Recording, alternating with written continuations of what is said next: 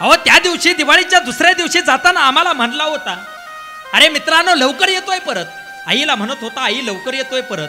बाबाला सांगत होता, बाबा लवकर येतोय परत. परंतु त्यानं सर हे सांगितलं नव्हतं की येताना मी तिरंग्यामध्ये गुंडाळून येतोय. पोरं रडत होती, पोटामध्ये अन्नाचा कण नाही, पाण्याचा थेंब नाही. सगळे मित्र त्याचे 3 दिवस झालं उपवास आहेत सर.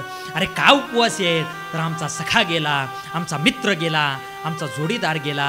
अरे असेच देशाच्या सीमेवरती लढणाऱ्या सैनिकांचा फक्त आदर करा आणि रानामध्ये कष्ट करणाऱ्या शेतकऱ्यांचा फक्त आदर करा. याच्यापेक्षा जीवनात तुम्ही काहीच करू नका महाराज. छत्रपती शिवाजी राजांनी घडवलेला हा महाराष्ट्र, या महाराष्ट्रामध्ये सातारा जिल्ह्याच्या शेजारी सांगली नावाचा एक जिल्हा आहे. सांगली जिल्ह्यामध्ये वाळवा नावाचा एक तालुका आहे. या वाळवा तालुक्यामध्ये शिगाव नावाचं एक छोटंसं गाव आहे. गाव छोटा आहे परंतु देशाच्या सीमेच्या सैनिकाविषयी फार मोठा आदर आहे. या गावामध्ये 16 वर्षाचं रोमित तानाजी चव्हाण नावाचं एक पोरग राहत होतं. तुम्ही म्हणाल महाराज 16 वर्षाचे पोरं प्रत्येक गावामध्ये राहतात, या गावातल्या पोराचं काय विशेष आहे? परंतु ऐका ना, जे पोरग राहत होतं ना त्याचा बाप कारखान्यावरती कामाला जात होता. बापानं कारखान्यावरती कामाला जावं, कारखान्यावरती कामाला गेल्याच्या नंतर बापाला वाटावं आपल्या लेकरानं शिकावं, मोठं व्हावं. आई घरचं काम करत होती. एके दिवशी बाप कारखान्यातून घरी आला आणि घरी आल्याच्या नंतर संध्याकाळी जेवणाला बसलेला आहे. आई त्याच्या शेजारी बसलेली आहे, रोमित मध्ये बसला होता. मध्ये बसलेल्या रोमितला कारखान्यात काम करत असणाऱ्या बापानं विचारलं, का रे रोमित, तुला मोठं झाल्यावरती काय व्हायचंय? जेवत असताना एक घास उचलला, तोंडामध्ये टाकला आणि तो रोमित आपल्या बापाला म्हणतो, बाबा मला मोठं झाल्याच्या नंतर देशाचा सैनिक बनायचंय, देशाची सेवा करायची आहे बाबा, सीमेवरती लढण्याकरता जायचंय. बापाला अभिमान वाटला, आपल्या पोराच्या मनामध्ये जिद्द आहे, चिकाटी आहे, आपला पोरगा नक्कीच काहीतरी मोठा व्यक्ती घडणार आहे. आईनं एवढं वाक्य ऐकलं. आई त्या मुलाला म्हणते, का रे बाळा, अरे एकुलता एक आहे तू, तुला एक बहीण आहे, परंतु तू कशाला जातो देशाच्या सेवेकरता? तू दुसरी नोकरी कर, एखाद्या कंपनीमध्ये कामाला जा, मुंबईला कामाला जा, पुण्याला कामाला जा. शेजारी बसलेला रोमितचा बाप म्हणतो, का ग, देशाच्या सेवेसाठी चालला ना? देशासाठी जाणाऱ्याला कधी नाही म्हणायचं नसतं.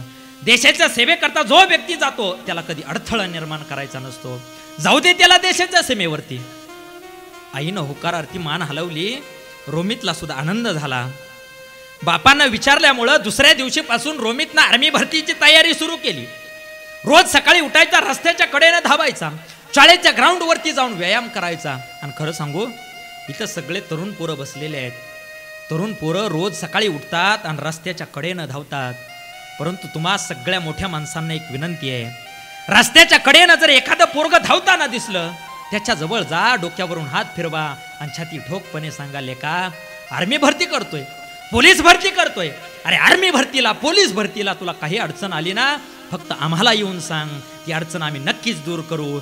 ते पोरग मरेपर्यंत तुमचं नाव विसरणार नाही, मरेपर्यंत तुमचे उपकार विसरणार नाही.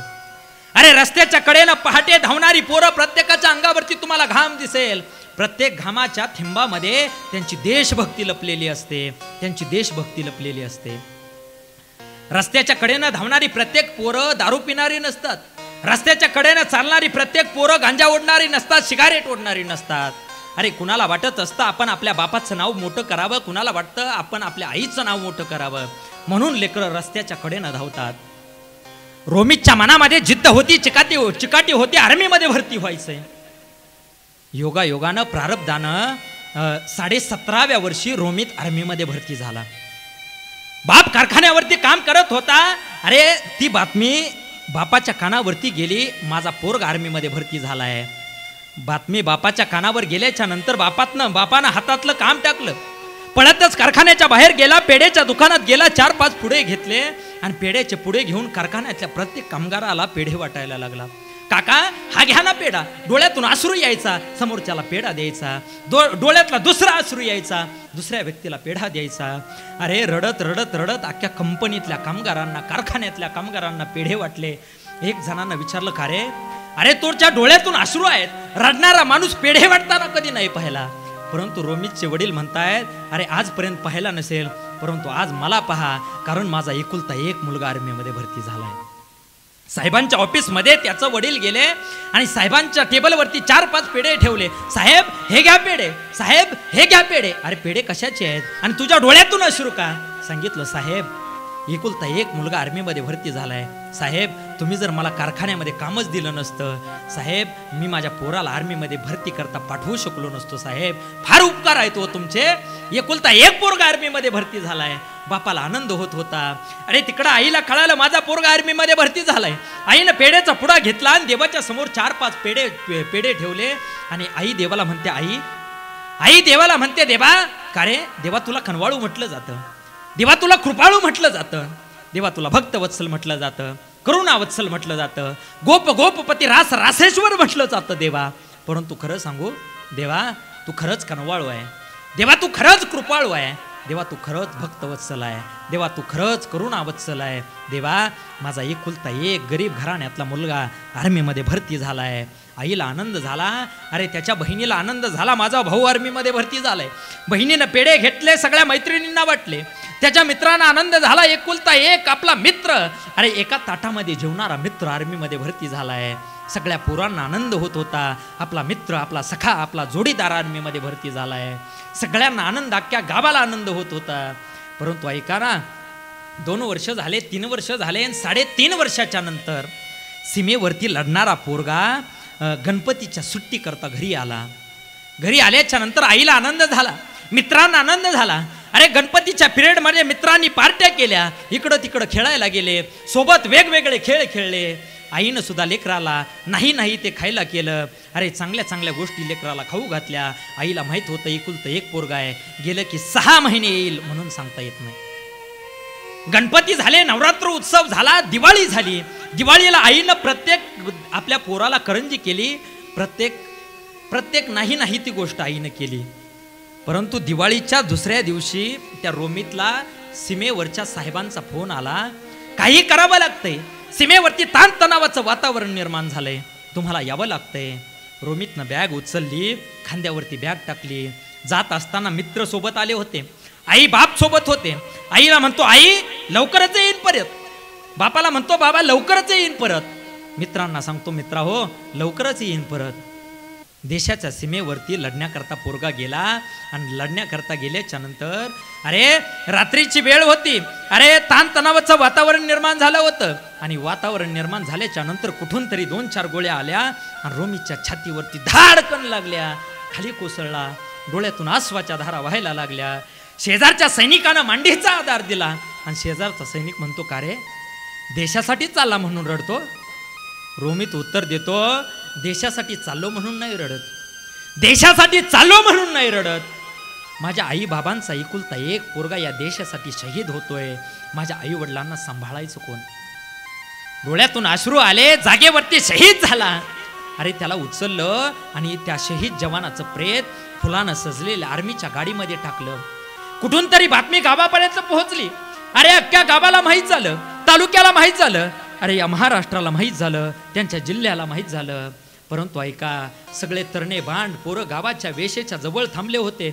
एकमेकाच्या गळ्यात गळा घालून 10 मोकल्या रडत होते. एका मित्रानं दुसऱ्या मित्राला म्हणावं, का रे अरे उद्यापासून व्हिडिओ कॉलवरती देशाची सीमा दाखवणारा आपला मित्र दिसणार नाही. उद्यापासून एका ताटात जेवणारा मित्र आपल्याला दिसणार नाही. उद्यापासून बंदूक दाखवणारा मित्र दिसणार नाही. 10 मोकल्या पोरं रडत होती. गावातली तरणी पोरं रडत होती, यात नवल नाही. अख्खं गाव रडत होतं, गाव रडत होतं, यात नवल नाही. अख्खा तालुका रडत होता, तालुका रडत होता, यात नवल नाही. अरे अख्खा जिल्हा रडत होता, उभा महाराष्ट्र रडत होता. त्याचं प्रेत गावाच्या वेशेच्या जवळ आणलं. अख्खं गाव रडायला लागलं, आई रडायला लागली, बाबा रडायला लागले. आई त्याच्या बापाला म्हणते, का हो तुम्हाला सांगितलं होतं ना, एकुलता एक पोरगा आहे, कशा करता देशाच्या सीमेवरती पाठवायचा? पुण्याला कंपनीमध्ये पाठवला असता तर बिंदास घरी आला असता. परंतु आता फुलानं सजलेल्या गाडीत येतोय. 10 मोकले आई रडली, बाप रडला. परंतु त्या रोमीतचं प्रेत त्यांच्या गावाच्या शेजारी असणाऱ्या वारणा नदीच्या काठावरती ठेवण्यात आलं. वारणा नदीच्या काठावरती त्याचं प्रेत ठेवलं होतं. उभा महाराष्ट्र जमा झाला होता. तरणे बांड पोरं, नजर पुरत नाही इथपर्यंत सगळे तरणे बांड पोरं दिसत होते. परंतु ऐका ना, ज्या वेळेस त्याच्या प्रेताला अग्नी द्यायचा ना, त्यावेळेस वारणा नदीचं पाणी सुद्धा शांत झालं होतं. अरे कुणीतरी एखादा व्यक्ती गेला असता आणि वारणा नदीच्या पाण्याला जर विचारलं असतं ना, हे नदे तुझं आज पाणी शांत काय, रोज खळखळ वाहणारं पाणी आज शांत का उभं आहे, त्या वारणा नदीनं उत्तर दिलं असतं, अरे छोट्याशा शिगाव नावाचा सुपुत्र, आपल्या वाळवा तालुक्याचा सुपुत्र, सांगली जिल्ह्याचा सुपुत्र या देशाकरता शहीद झालाय आणि त्या शहीद झालेल्या सैनिकाला आदरांजली देण्याकरता मी एका जागेवरती उभे आहे, एका जागेवरती माझं पाणी उभं आहे. सगळे पोरं रडले. 2 दिवस झाले, 3 दिवस झाले. 3 दिवसाच्या नंतर मीडियावाले त्याच्या मित्रांची मुलाखत घेण्याकरता आले. पहिल्या मित्राच्या हातामध्ये माईक दिला आणि त्याला विचारलं, का रे तुझा मित्र गेलाय, तुझा सखा गेलाय, तुझा जोडीदार गेलाय, तुझा सवंगडी गेलाय, काय तुझ्या भावना काय? मान खाली घातली, पोरग धाय मोकल्या रडायला लागलं. सर काय बोलताय तुम्ही? सर सर तुम्ही म्हणताय माझा सखा गेला, तर सर तुम्ही म्हणताय माझा जोडीदार गेला, सर तुम्ही म्हणताय माझा सवंगडी गेला, परंतु खरं सांगू सर, सर माझा मित्र नाही गेला, सर माझा सखा नाही गेला, सर माझा जोडीदार नाही गेला, सर माझा देवच गेला.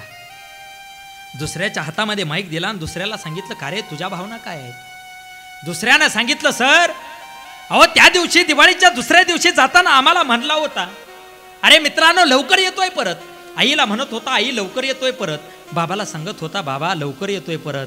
परंतु त्यानं सर हे सांगितलं नव्हतं की येताना मी तिरंग्यामध्ये गुंडाळून येतोय. पोरं रडत होती. सर ऐका ना, अहो माझा एक मित्र, त्यानं त्याच्या मित्राजवळ माझ्याकरता केसर दिला होता, म्हणून माझा मित्र तो केसर आणण्याकरता कोल्हापूरला गेला होता. त्याच्या मित्रानं माझ्या मित्राजवळ केसरची डबी दिली, कारण त्यानं याच्याकरता केसरची डबी पाठवली होती की त्याला माहीत होतं माझी तब्येत खराब आहे, माझी तब्येत सुधारण्याकरता त्यानं मला केसर पाठवला होता. त्याच्या मित्रानं माझ्या मित्राजवळ केसर दिला सर, आणि केसर देत असताना त्या डबीकडे पाहून त्यानं सांगितलं, ही रोमीची शेवटची आठवण आहे. अरे माझ्या मित्रानं डबी माझ्या हातामध्ये ठेवली आणि त्यानं सांगितलं की रोमीचा मित्र म्हणत होता, ही त्याची शेवटची आठवण आहे. सर तळपायाची आग मस्तकाला गेली आणि मस्तकाला गेल्याच्या नंतर त्यांच्या बाँड्रीवरच्या मोठ्या शिक्षकांचा, त्यांच्या गुरूंचा नंबर माझ्याकडे होता. त्यांना फोन लावला. त्यांनी सांगितलं, तुमचा रोमित देश सेवा बजावत असताना या देशाकरता शहीद झालाय. तळपायाची आग मस्तकाला गेली. धायमुकल्या रडलो सर. पोटामध्ये अन्नाचा कण नाही, पाण्याचा थेंब नाही. सगळे मित्र त्याचे 3 दिवस झालं उपवास आहेत सर. अरे का उपवास आहेत? तर आमचा सखा गेला, आमचा मित्र गेला, आमचा जोडीदार गेला. अरे असेच देशाच्या सीमेवरती लढणाऱ्या सैनिकांचा फक्त आदर करा आणि रानामध्ये कष्ट करणाऱ्या शेतकऱ्यांचा फक्त आदर करा. याच्यापेक्षा जीवनात तुम्ही काहीच करू नका महाराज.